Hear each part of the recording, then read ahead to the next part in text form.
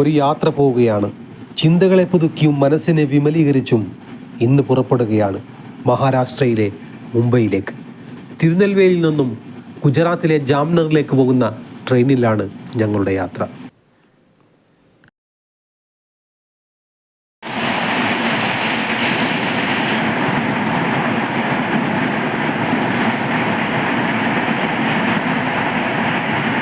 മുംബൈ മുൻപ് ബോംബെ എന്ന പേരിൽ അറിയപ്പെട്ടിരുന്നു.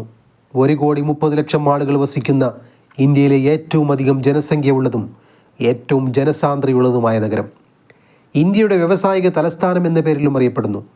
രാജ്യത്തിൻ്റെ 50% ചരക്ക് ഗതാഗതവും നടക്കുന്നത് മുംബൈയിലെ ആഴക്കടൽ തുറമുഖത്തിലൂടെയാണ്. ലോകത്തിലെ തന്നെ ഏറ്റവും വലിയ 6ാമത്തെ മെട്രോ നഗരമാണ് മുംബൈ. ഒരിക്കലും ഉറങ്ങാത്ത നഗരം എന്ന വിശേഷണം കൂടിയുണ്ട് ഇന്ത്യയുടെ സാമ്പത്തിക തലസ്ഥാനം കൂടിയായ ഈ മഹാനഗരത്തിന്. മുസാഫിറുകൾ അലിയുന്ന മുംബൈ ഗലികളിൽ പണ്ടെങ്ങോ പോയ ഓർമ്മകളിൽ സ്വയം അലിഞ്ഞു നടക്കണം.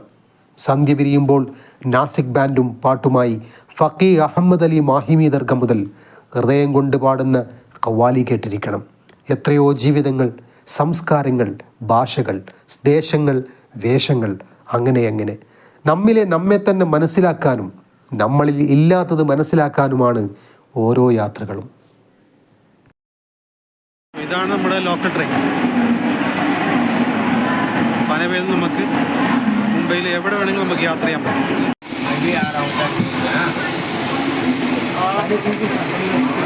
ഇതാണ് നമ്മുടെ local train, Mumbai local train. ഇപ്പോൾ നമ്മൾ ഛത്രപതി ശിവാജി ടെർമിനലിലേക്ക് പോവുകയാണ്.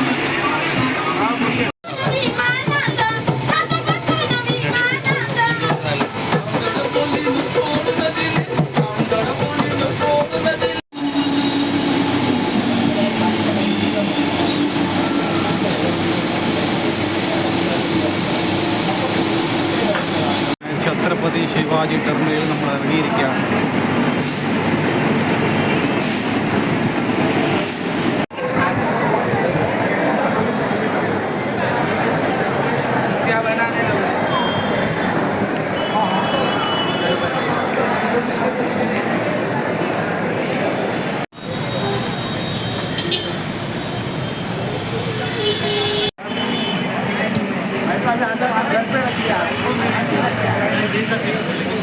മലയാളിയുടെ ഹോട്ടലാണ്, സൊസൈറ്റി റെസ്റ്റോറൻ്റ് എന്നും പറയും.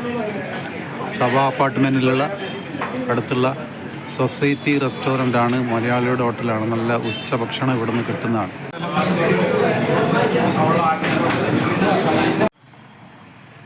इस शहर के शहंशाह लोग महलों में रहते हैं, पर इसको जंगीर को चलाने के लिए जो शेर चाहिए वो सड़कों पर भी पैदा होता है.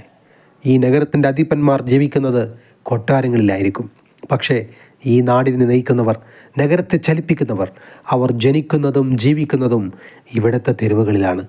ഒറ്റ ദിവസം കൊണ്ട് ഞാൻ മനസ്സിലാക്കിയതും പണ്ട് ആരോ പറഞ്ഞത് സത്യമാണെന്ന് മനസ്സിലാക്കിയ ഒരു രാവും പകലുമാണ് കഴിഞ്ഞു പോയത്. മുംബൈയുടെ താജ്മഹൽ എന്ന് വിശേഷിക്കപ്പെടുന്ന ചരിത്ര സ്മാരകമാണ് ഗേറ്റ് വേ ഓഫ് ഇന്ത്യ.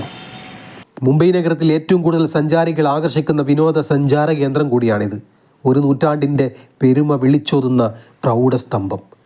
ആദ്യത്തെ ഡെസ്റ്റിനേഷൻ അതാവട്ടെ എന്ന് തീരുമാനിച്ചു. അതാകുമ്പോൾ അടുത്താണല്ലോ താജ് ഹോട്ടലും. വൈകുന്നേരം റൂമിൽ നിന്ന് നേരെ നടന്നത് അവിടേക്കാണ്. 1 കിലോമീറ്റർ നടക്കാനുണ്ട്. താമസ സ്ഥലത്തു നിന്നും ദൂരെ നിന്ന് തന്നെ കണ്ടു അറബിക്കടലിലേക്ക് കണ്ണുനട്ട് കടലിലും കരയിലും അത്ഭുതം വിരിയിച്ചു നിൽക്കുന്ന ഈ ഒരു നൂറ്റാണ്ടിൻ്റെ മഹത്തായ പാരമ്പര്യം. 16ാം നൂറ്റാണ്ടിലെ വാസ്തുവിദ്യയുടെ ഘടകങ്ങളിൽ നിന്ന് പ്രചോദനം ഉൾക്കൊണ്ട് ഇന്തോ ഇസ്ലാമിക് ശൈലിയിൽ നിർമ്മിച്ച സ്മാരകം തല ഉയർത്തി നിൽക്കുന്നു. കടൽ മാർഗം മുംബൈയിലേക്കുള്ള ആദ്യ പ്രവേശന കവാടം എന്ന പെരുമ ഗേറ്റ് വേ ഓഫ് ഇന്ത്യക്ക് അവകാശപ്പെട്ടതാണ്. ദക്ഷിണ മുംബൈയിലെ കൊളാബയിലാണ് ഈ ചരിത്ര സ്മാരകം. 85 അടി ഉയരമുള്ള ഈ പൈതൃക നിർമ്മിതി ശില്പങ്ങളാലും കൊത്തുപണികളാലും ആകർഷകമാണ്. ഹിന്ദു മുസ്ലിം കെട്ടിട നിർമ്മാണ ശൈലികൾ ഏകോപിച്ചാണ് രൂപകൽപ്പന ചെയ്തിട്ടുള്ളത്. പല പോസുകളിൽ നിന്ന് ആളുകൾ ഫോട്ടോ എടുക്കുന്നത് ഞാൻ കണ്ടു. എൻ്റെ മൊബൈലും ചലിക്കാൻ തുടങ്ങി. സൂര്യൻ പടിഞ്ഞാറിൻ്റെ മടിയിൽ മയങ്ങി വീഴാൻ ഒരുങ്ങുകയാണ്. അറബിക്കടലിൽ നിന്ന് വീശിയടിക്കുന്ന തണുത്ത കാറ്റ് ഞങ്ങളെ ആലിംഗനം ചെയ്തു പോയി.